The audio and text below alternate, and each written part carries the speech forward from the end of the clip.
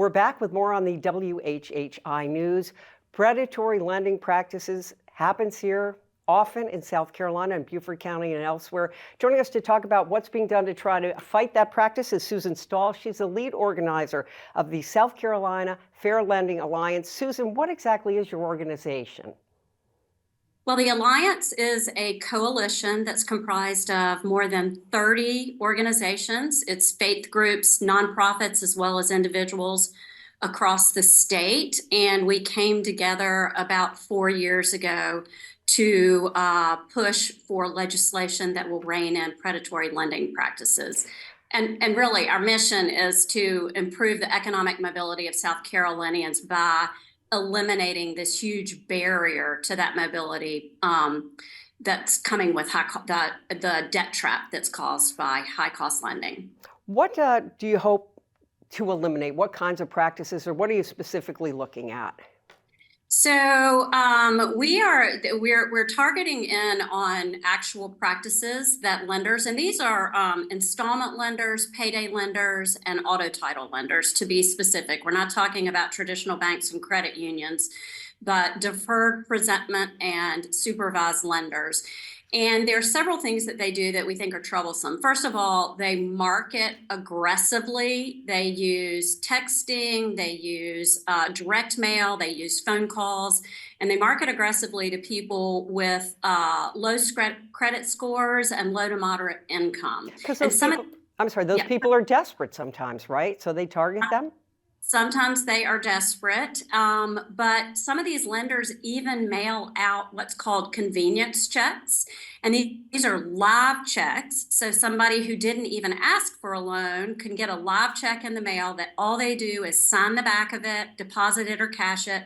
And they've got a loan that may be a 60%, 80%, or triple-digit interest rate loan.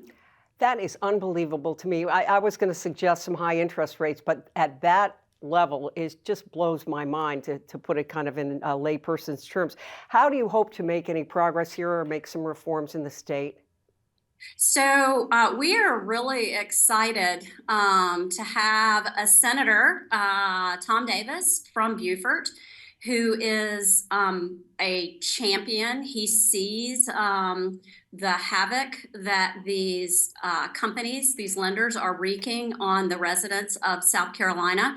So he actually, on January the 9th, the first day of the Senate session, he introduced new legislation, Bill S-910, that will take on some of these practices. So it will prevent mailing live checks and do several other things like prevent constant renewing that happens with installment loans.